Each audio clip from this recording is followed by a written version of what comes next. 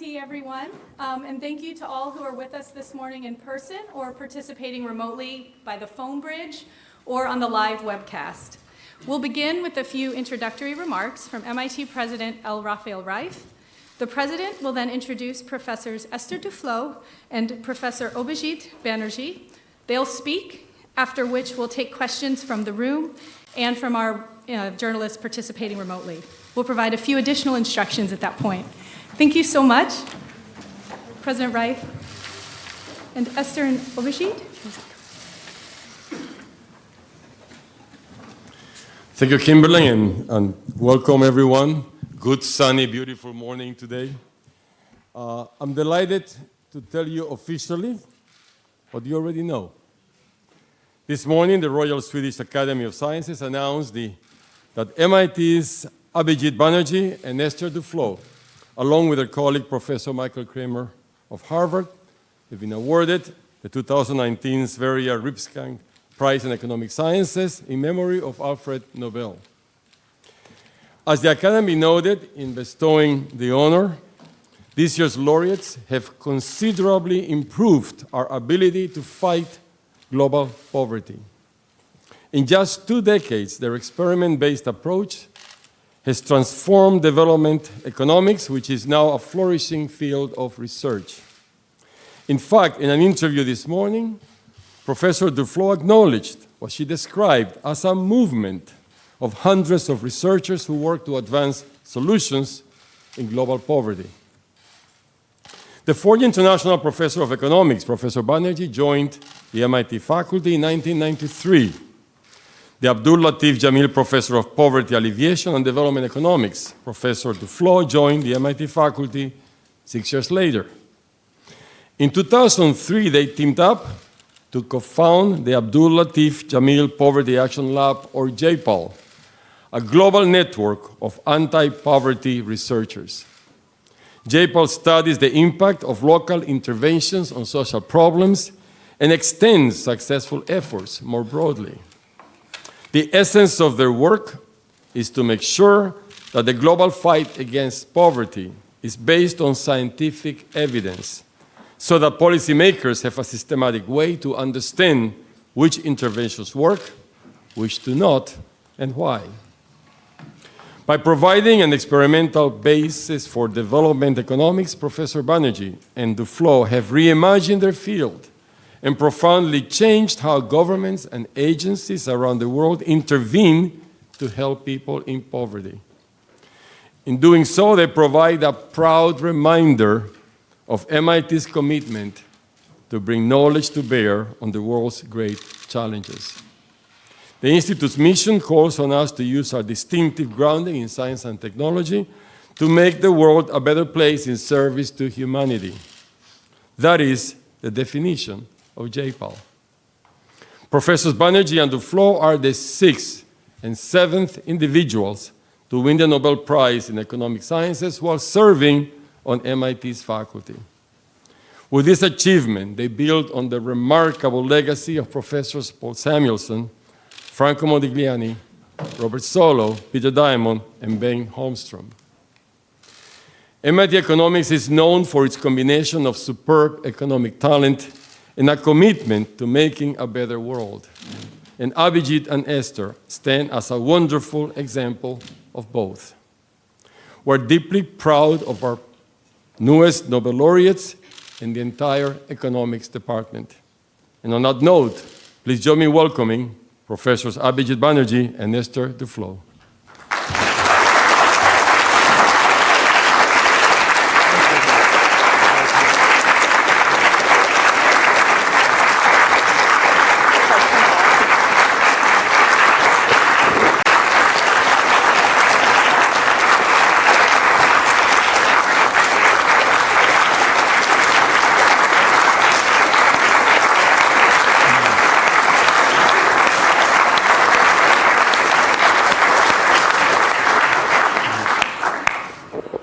Thank you. It feels a bit like I walked onto the set of a wrong movie. I guess the one thing I wanted to start by saying is that it's wonderful to get this prize, but it's particularly wonderful, I think, because it's a prize not, I think, for us, but also for the entire movement. I think that this is a movement that we happen to be at the beginning of. I think mostly luck, but it's grown to be a worldwide movement. There are about 400 professors who are in one form or the other associated with J-PAL's work, and they all do randomized control trials on issues that as diverse as, U.S. Schools in the Appalachia, to governance problems in Indonesia, and getting children immunized in India, getting children under bed nets in sub-Saharan Africa. So this is a movement that, in some ways, we are kind of the beneficiaries of. We get often. In the press, people say, J-PAL's research has showed, we take great pride in it. We had nothing to do with the research. We didn't raise any money for it. It just happened, and we got the credit for it. It's great. We're in a rentier economy at this point. But it's still, I think it's still going to be wonderful for the movement that this prize was given, because I think it's going to make it a little easier to penetrate the many doors that are half open to us or not quite open to us, and hopefully bring the message of policy based on evidence and hard thinking to many other places as well.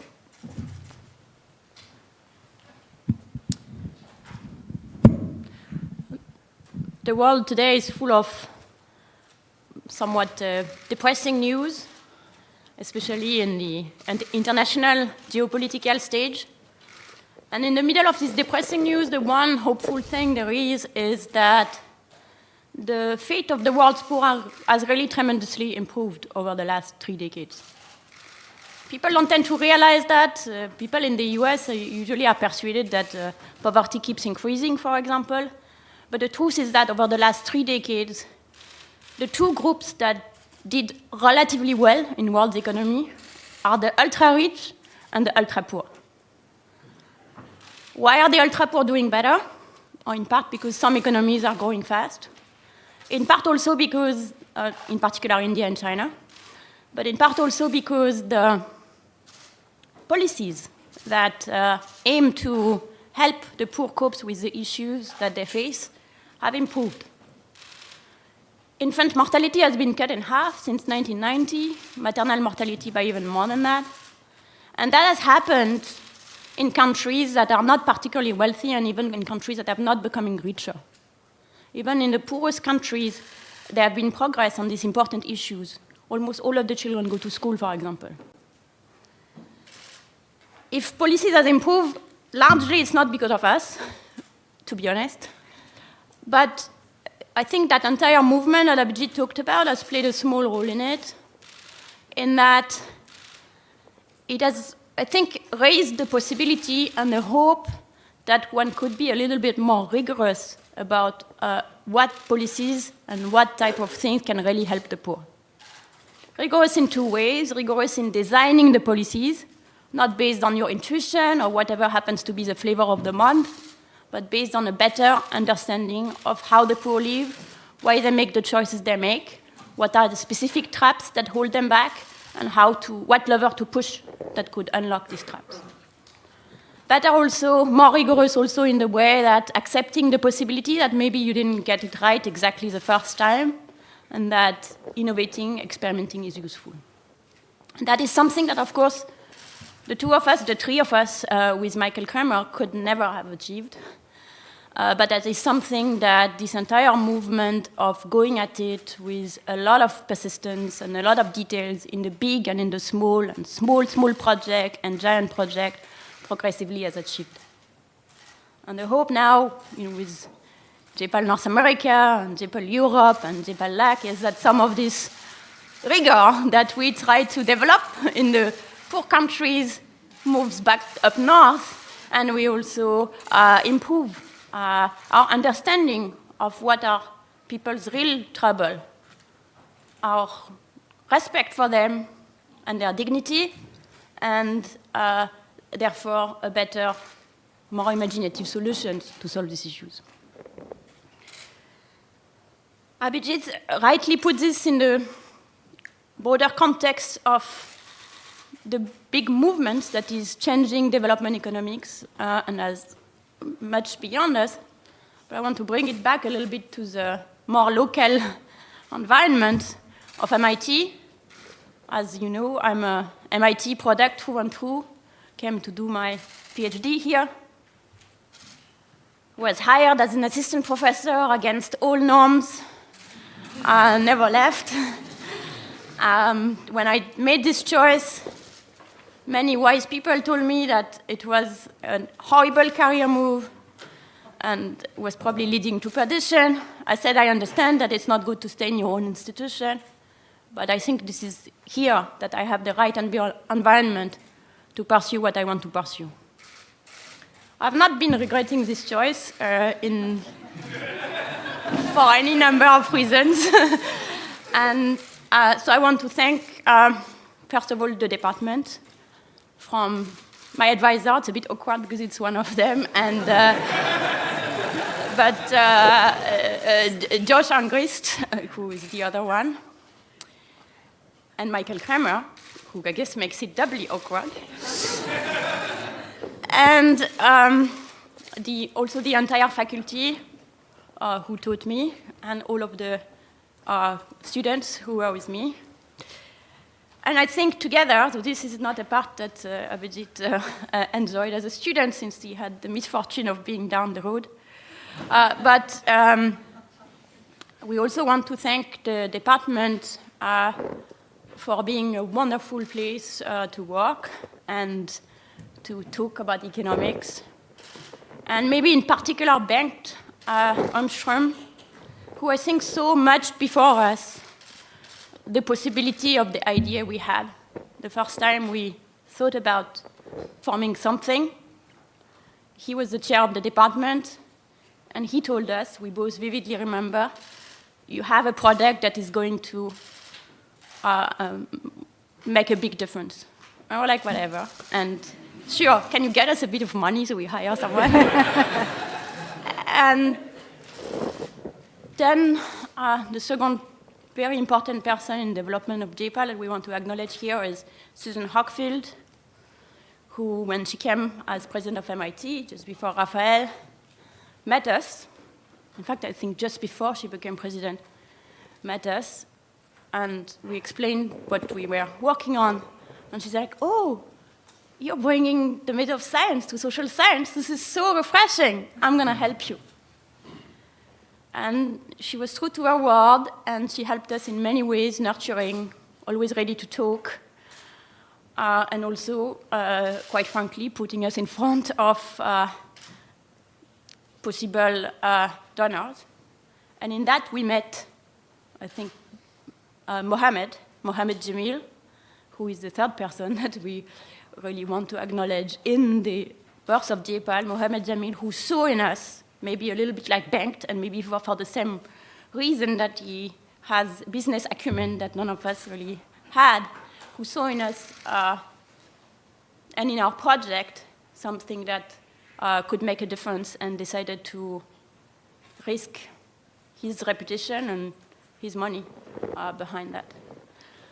This would not have happened without the ecosystem. This would not have happened, of course, without his vision and his commitment for the world's poor, which was very apparent then and still apparent today. This is the type of outstanding people that you want to have associated with a university.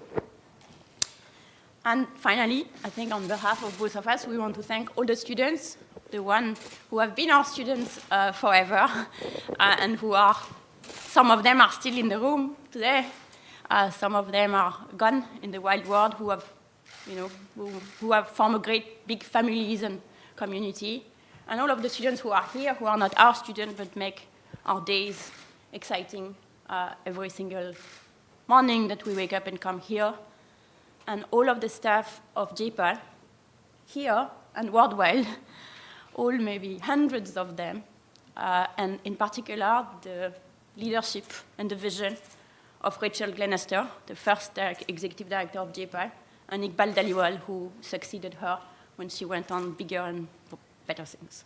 Thank you very much for coming here on a Monday of holidays. We deeply appreciate it.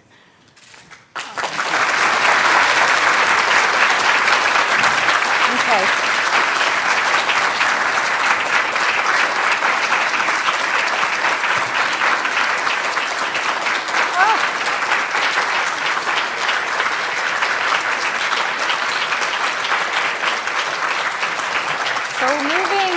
So moving. Thank you so much for those beautiful remarks. So in addition to those in this room, like I said, there are many more participating remotely by the phone bridge and by the webcast today. So what we're going to do, just for the journalists in the room, is we're going to alternate between the room, the phone bridge, and the webcast. And I have some of the webcast cards in front of me. So we're going to try to accommodate as many of your questions as we can today. So we can bring you back up. First question from the room. What decided you to pursue this particular method? At which point did you think this was a worthwhile method to pursue? I think combination of actually, I think by the time I understood what it takes to get answers to empirical questions right, I thought the method, and most of that sounded hokey to me. Most of the work that was seen as an established truth in 1990, including my own work, some of it, I thought was a little bit hokey.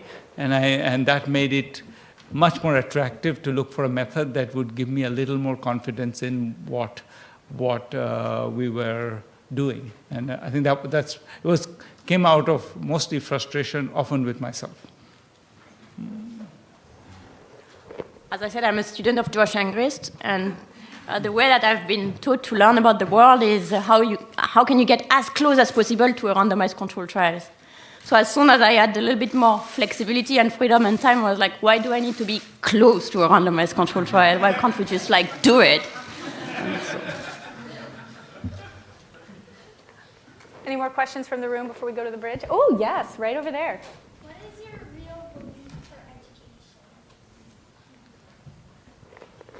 education? A real one or a fake one? Our real belief for education is as follows.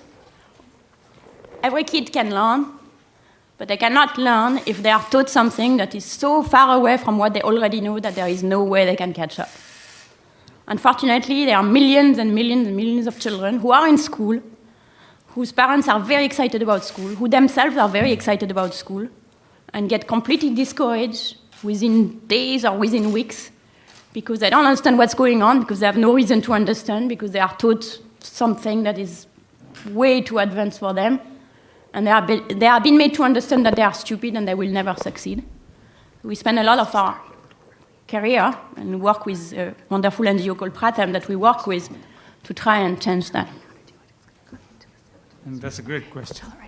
Thank you. So we're going to, very quickly, they're going to take a question from the phone bridge, and they're going to have to pipe the audio explaining the instructions to the room. So we're going to do that right now. My apologies. Thank you. For the audio participants, that is *1 to ask a question. Do we have our first question? Oh, okay.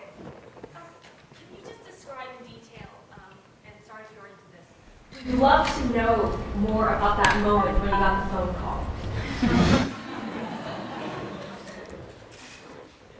You were more awake than I was. A lot more awake. Can I be transparent? So my phone rang, and I picked it up, and it says it's an important call from Sweden. And I thought to myself, well, now that you woke me up, just go ahead. And then someone, very serious person, told me that you've been awarded the full name of the prize that I don't yet know. I'll work on it. And I said, oh, really? And he said that this is with Professor Banerjee and Professor Kramer. And I said, oh, you want to talk to him?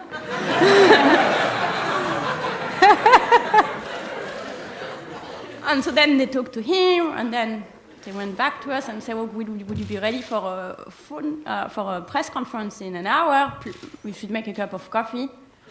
And Abhijit said, I'm going to go back to bed. And so I woke up, I got showered, etc., and then he went back to bed.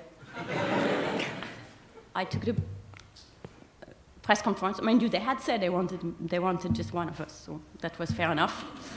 And then we started the day. They even said they wanted you because they wanted a woman, specifically. And I didn't qualify. So I actually have a question from the internet, but I'm going to let you read it. They sent in French. Oh. And they'd like you to answer in French, if you wouldn't mind. Should I translate, or should I read in French and answer in French? You should answer in French, but for the room, you could do it in English. So the questions are, what does this prize signify for you? Que signifie ce prix pour vous? Number one. And number two, is it the proof that your approach is the right one? Is that, est-ce que c'est la preuve que votre approche est la bonne? Que signifie ce prix pour nous? Je crois que, comme Abhijit l'a dit, c'est la consécration des progrès qui ont été accomplis jusqu'ici, à la fois par nous, mais surtout par tous les chercheurs qui travaillent avec ces méthodes, tous les partenaires, tous les gouvernements. Et c'est aussi un espoir et une indication que ça va nous donner encore plus d'énergie et encore plus de vent dans nos voiles pour faire mieux, pour continuer à affecter la vie de centaines de millions de personnes dans le monde. Est-ce que c'est la preuve que notre approche est la bonne? Non. Pour être honnête, c'est la preuve que nos très respectés collègues suédois pensent que notre approche est la bonne. Mais évidemment, il n'y a pas de preuve que notre approche est la bonne. S'il y a une preuve que notre approche est la bonne, c'est que la vie des gens qui sont affectés par les politiques que nous essayons d'étudier est améliorée. C'est la seule preuve qu'on peut vraiment apporter. We have one from the bridge.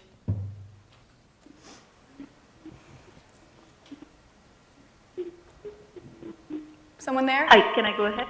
Yes. Great. Congratulations, professors. Could you please summarize for us what your work means for governments and institutions who are in a place where they can intervene in a material way for improving outcomes among the poor?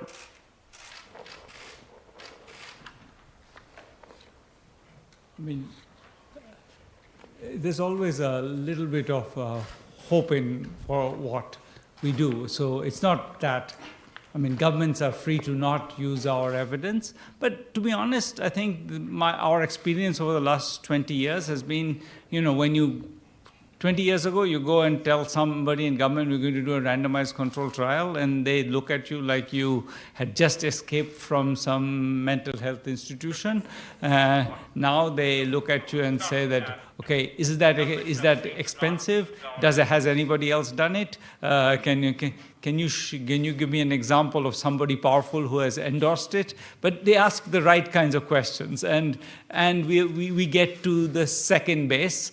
Not always all the way, but at least there is some sense in which they're open to the idea that evidence is valuable, that we know something, and that might actually be useful to them.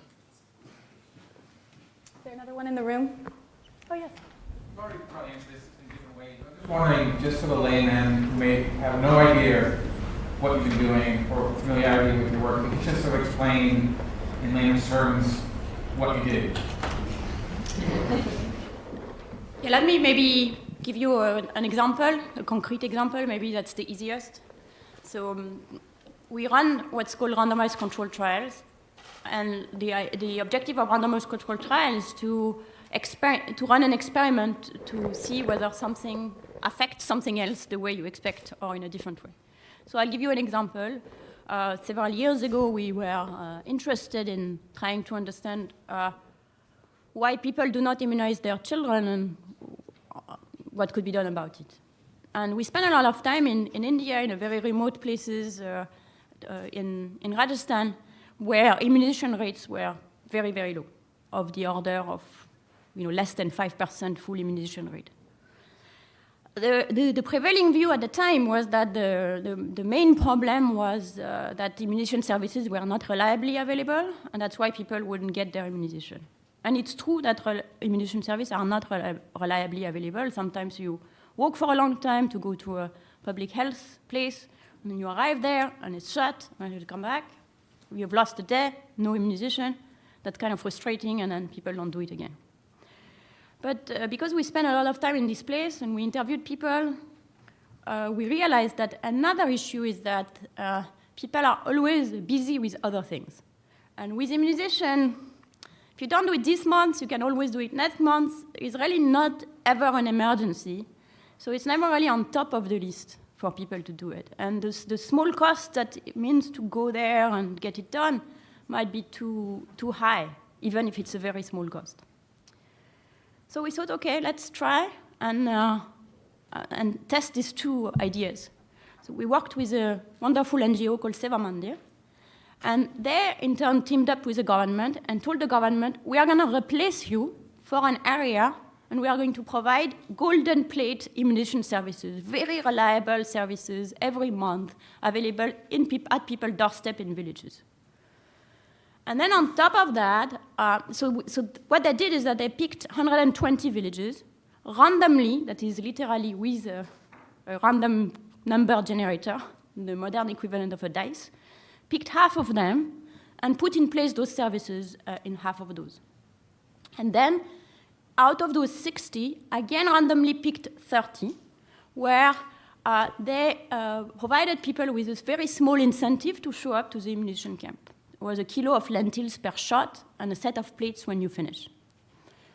So they did that for a year, and what we did is that we collected data on immunization status before and after. And because the places were randomly selected, there is nothing different about them except the intervention. Any difference that we find can be confidently attributed to the program. So what we found is that in the status quo villages where nothing particular was done, immunization rates by the end of the experiment were 5%. In the places where they had done the camps, but not the small incentive, immunization rates has climbed to 12%, which is good. It's more than doubling. But in places where they had indeed put, on top of that, put the small incentive, immunization rates were 37%. So that gave us the kind of indication that this was important. And from there, we go in two directions. In the policy direction, we pointed out that it's actually cheaper to give incentive than not to give incentive, because the nurse has to be in the village anyways, and if she immunizes more kids, it's cheaper per shot. So it's a good policy to pursue. On the sort of intellectual side, it sort of got us to think about why is it that a small incentive can persuade people when you would think that it shouldn't really be pertinent, and got us to think more about how people make decisions. Is it that what are their understanding of the healthcare system? What are their understanding of the future and the present, and things like that, which has kind of spanned the whole agenda on understanding this type of behavior. So that's an example that should clarify. Now multiply that by 1,000, and you have the JPAL type of work. Another one from the bridge? Oh. Any in the room? Oh, you again. It's Tom again, yeah. Where do you want to take your work now? I think, to be honest, I think we hope that we'll get to do more of the same. I think we are actually quite excited about what we are doing. This was not work that we did a long time ago. We're excited about what we're doing now, and it's fun. We are learning new things. I'm really excited to look at the results from our latest intervention. So I think what I hope this will do is just open more opportunities to do more inventive things. But I don't expect to do something entirely different. I think I'm content with what I'm doing, enjoying it very much. I think maybe one thing that we have started to do, not just us, but Ben over here and various people in the network as well, is working with governments and working at scale with governments to help them evaluate both new approaches but also better ways to do things that they want to do anyways. So this is a larger project. For example, I gave you the example of the immunization project, which was in 120 villages. We are currently analyzing an immunization project in the state of Haryana that has 2,000 villages, and where the results that we are finding will lead to statewide scale-up of whatever works the best. So that's kind of one place in which we are taking it, which is working directly with government on large scales. And the other place, and I think that's really, again, not just us, but the entire network, is we are constantly blown away, literally, by how imaginative people have become in terms of how they can design projects which not only help us see what works and what doesn't work, but help us understand much better how people behave, or how government behave, or how politicians behave,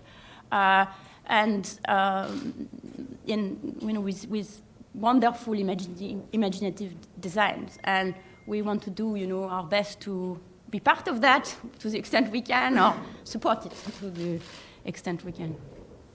So this question comes from Julia Hood of Business Insider for you, Professor Duflo. She asks, you are the second woman to receive the Nobel Prize in Economics. What is your hope for the profession in terms of inclusion?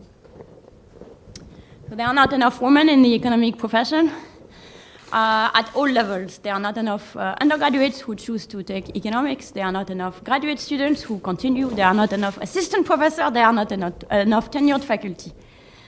So the reasons why there are so few women who get the Nobel Prize or other prizes is not because the people who give prizes are discriminated against women. It's because the entire funnel is just not big enough.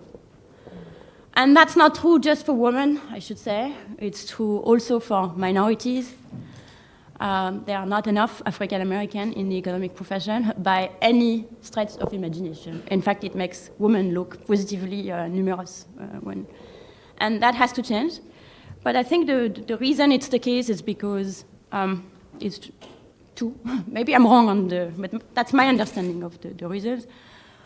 One is the climate is a little bit tough and aggressive, and it doesn't work for everybody.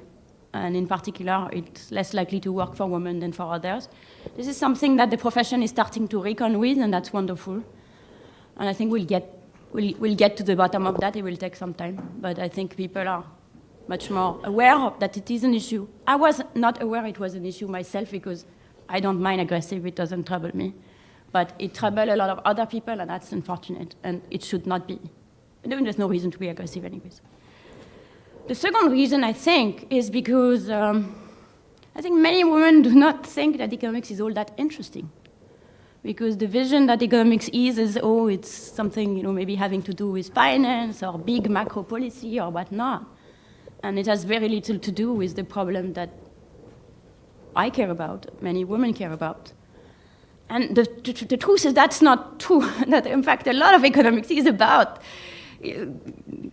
the type of work we do, obviously, but the similar work in public finance, in labor economics, etc., on the US, on issues that are important, education, health. But people don't know that. It doesn't really percolate. And we should also remember that there are not very Nobel Prizes that has gone to people who mainly work on social problems. And so being a woman working on social issues, I hope that it can also be kind of a role model for others to think, look, actually, it's pretty interesting, this field, and it's much more varied than you think.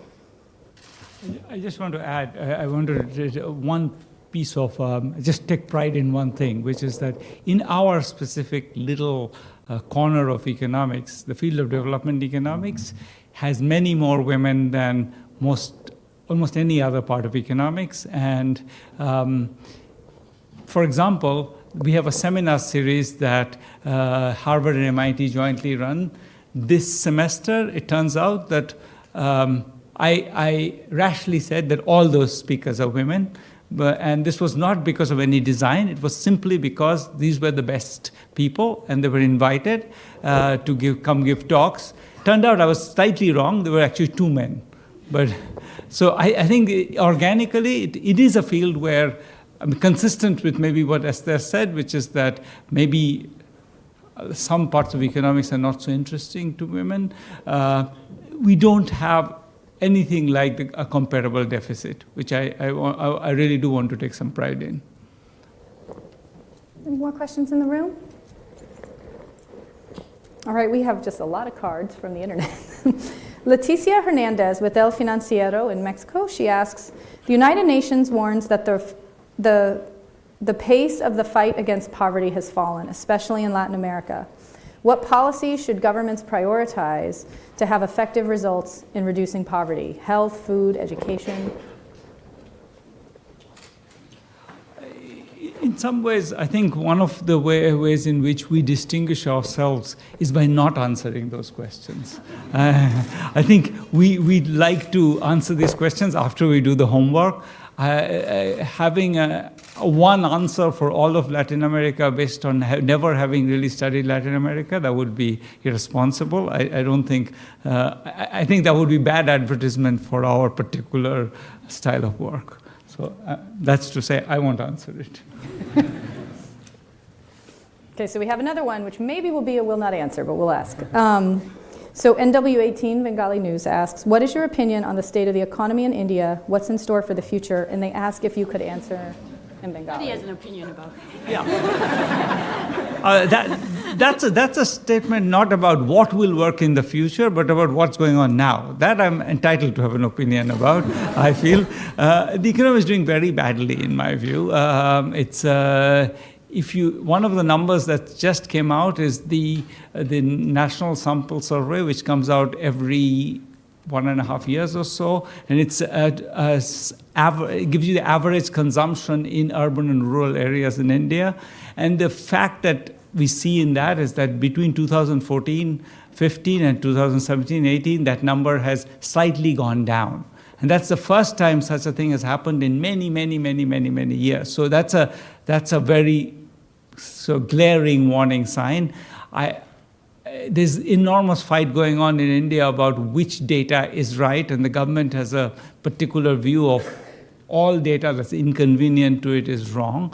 But nonetheless, I think that this is something that I think even the government is increasingly recognizing that there is a problem. So the economy is slowing very, very fast. How fast, we don't know, because there's dispute about data, but I think fast. He did ask if you could do some of it in Bengali. No? Sure. Okay. এখন এর ব্যাপারে কি করা যাবে? What can we do about this? Okay, let me do. I'll say the whole thing in Bengali and then translate. এর ব্যাপারে কি করা যাবে?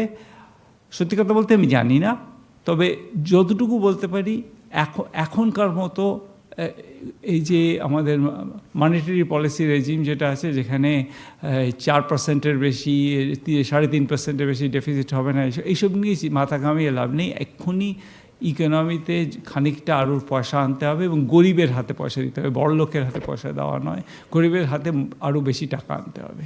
So I don't know exactly what to do. The government has a large deficit, but right now it's sort of at least aiming to please everybody by pretending to hold to some budgetary targets and monetary targets. And my view is that this is the economy going into a tailspin is the time when you don't worry so much about monetary stability and you worry a little bit more about demand. I think demand is a huge problem right now in the economy.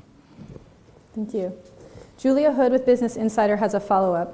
How does political upheaval domestically and globally impact your work, either at the research level or in its practical applications? Does the private sector step in? There are a few questions in that. She's referring to the US? Political upheaval, domestic or global? Everywhere. I don't think there is any direct impact on our work in the sense that we can mostly continue doing what we are doing. But there is certainly an impact in terms of what we think is important and where we should direct our energies, where we should try and understand a bit better. When you see the upheaval that take place, for example, here or in France or in the rest of Europe, then we feel, we should also start thinking about, is there anything we can bring to understand these issues? And even if it takes us slightly outside of the comfort zone of our work till date, maybe relying on all of the expertise that our colleagues have. So I think it's more a matter of reorienting our brains, both in terms of specific kind of issues and even on the geography of where those issues are concerned. In a sense, it's kind of brought home for me the current problems that the developed country faces. Brought home for me that even when people's basic material comfort is more or less sustained by the fact that they live in an environment with reasonable safety net, their full life might have the same level of misery and happiness that some of the extremely poor people we study. And therefore, that is also something that is worth thinking about very hard. I used to think, and to a large extent I still think, I should direct my energy in thinking about the poorest person in the world, and then the second poorest person in the world, and then the third poorest person in the world. And now I realize that although that's, of course, different to live in the middle of nowhere and trying to deliver a child and it's not going well and there is no hospital, that from feeling miserable, having lost your job in a mining town in the US, one also has to understand those issues. So building on that question, Swati Save of Mosike magazine asks about the trend in deglobalization and asks specifically, are Brexit, America First, and several other protectionist campaigns an outcome of capitalism gone wrong, in your view? Is this a will not answer? Just a small question.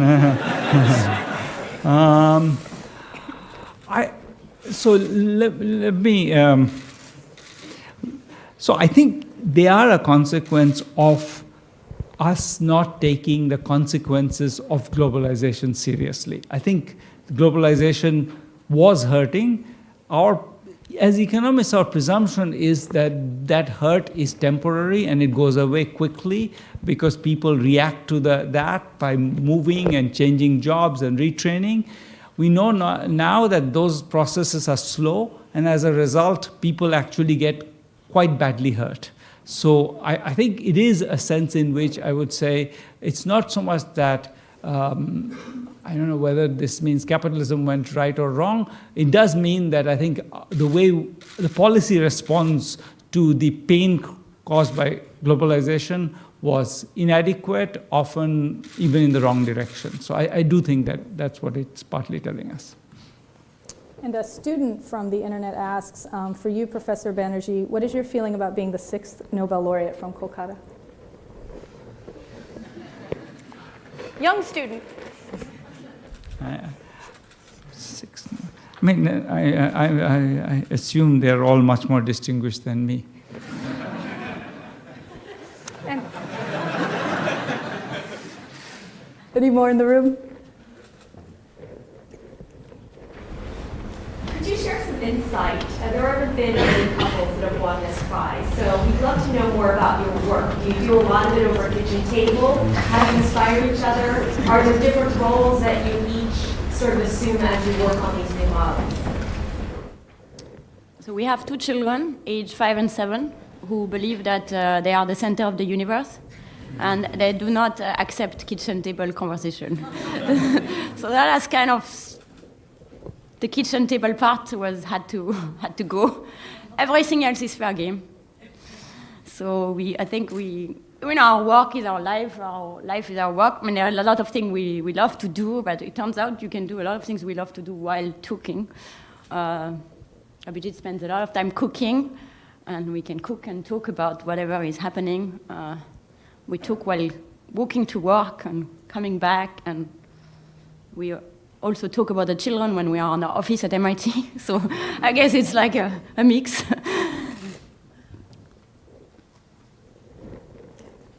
Any more from the room at the phone bridge? All right, we might be in our last one. It's another one asking if you might answer in French. So I'm going to... Try answering in Bangla. I could try, yeah. Could do both. It's from Radio-Canada. Vos commentaires au sujet de la place des femmes en économie. Oh. I already said that in English, but they wanted it in French, I guess. Et les prochaines étapes de votre recherche, the next steps of your research. Donc je vais résumer ce que j'ai dit en anglais, en français. Il n'y a pas assez de femmes qui font de l'économie à tous les niveaux, que ce soit parmi les étudiants en thèse, parmi les jeunes professeurs, les professeurs plus âgés. Et c'est quelque chose qu'il faudrait changer. Les sciences ont fait énormément de progrès pour faire entrer les femmes dans la carrière scientifique. Mais en économie, ça ne s'est pas produit. Et là, en partie parce que je ne pense pas qu'on avait réalisé jusqu'à assez récemment quelle était l'ampleur du problème et la nature du problème. Et finalement, la perte énorme qu'il y avait pour le champ de ne pas avoir plus de femmes en économie. Parce que la diversité des opinions, la diversité des expériences, la diversité des intérêts fait aussi la richesse de notre domaine. Donc, je pense que c'est en train de changer parce que cette réalisation commence, à la fois avec un changement dans la culture de notre profession et aussi peut-être avec une meilleure communication de ce qu'on fait, ce que les économistes font et pourquoi c'est intéressant, même pour des femmes. Et donc, j'espère que, dans une certaine mesure, cette occasion contribuera et que je puisse servir peut-être un peu de modèle, de rôle modèle, que c'est quelque chose qui peut se faire. Les prochaines étapes de notre recherche, je ne les vois pas tellement différentes des étapes précédentes. Je vais continuer mon travail, continuer à m'occuper de JPAL, à faire des expériences dans de nouveaux endroits, des petites, des grandes, des moyennes, essayer de continuer à jouer un rôle pour améliorer la vie des plus pauvres et aussi peut-être de personnes un peu moins pauvres mais qui souffrent quand même dans leur esprit ou dans leur corps. And are there any more in the room?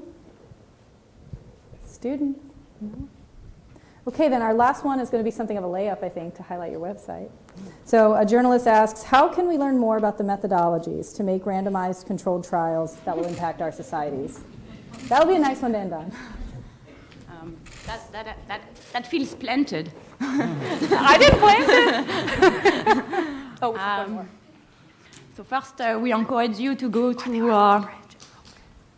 the website of the Poverty Action Lab, where all of our work and the work of others is described, displayed. So that's www.povertyactionlab.org.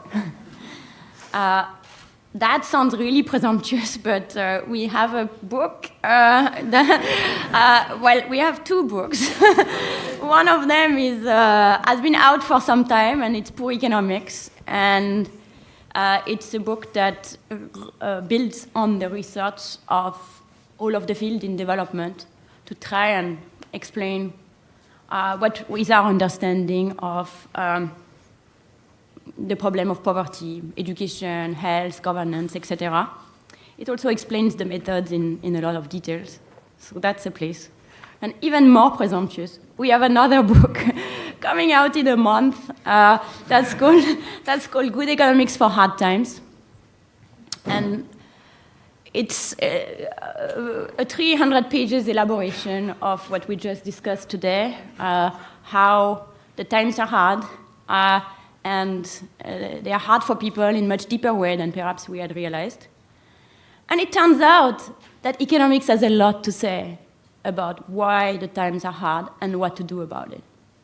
And the unfortunately, again, the vision that people have of economics is not that. They think economists are not to be trusted. In fact, the only people who are less trusted than economists about their own field of expertise are politicians, both of which are not very good. And so what we are trying to do in this book is rely even more on the research of other people to show what economists have to say that's in a more subtle and useful way on the big problems that affect us today, that's immigration and trade and automation and the rise of bigotry and also, of course, since this is our sensibility, on social policy and what to do about it. So that was the advertisement plug. So it's been an amazing, nearly hour-long press conference that we've had you up here. So thank you so much for your patience and time. Just for those, just a journalist, just a few housekeeping items. Those seeking images or more information from MIT, the email is questions@mit.edu. We'll get you what you need. You can also look for us in the room. The faculty will be here for a little bit doing some one-on-one stand-ups with some of the cameras. And then the webcast will be archived online, and we will have an audio recording of today's event that we can share with you. Thanks again to all who could join us. Congratulations. Our event is concluded.